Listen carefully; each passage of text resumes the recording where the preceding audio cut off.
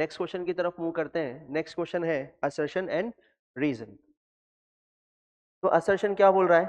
Assertion बोल रहा है centre of mass of the ring lies at its geometrical centre true though there is no मास।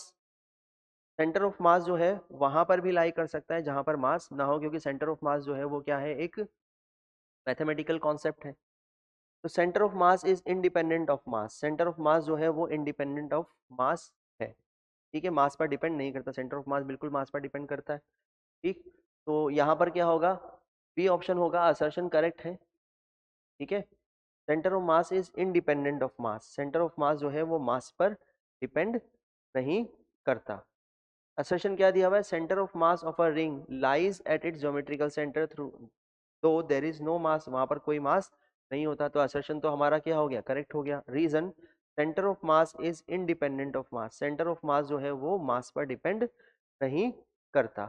तो इसके लिए क्या आएगा, assertion is correct, reason is correct, reason is correct, explanation of assertion is correct, reason is correct and reason is not correct, explanation of assertion is correct, reason is incorrect। ठीक है, तो यहाँ पर जो है वो बी ऑप्शन आएगा।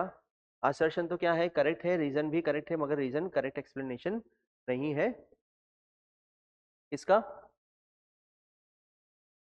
इस जो हमें यहाँ पर assertion दिया हुआ है इसका करेक्ट एक्सप्लेनेशन रीजन नहीं हो सकता। ठीक,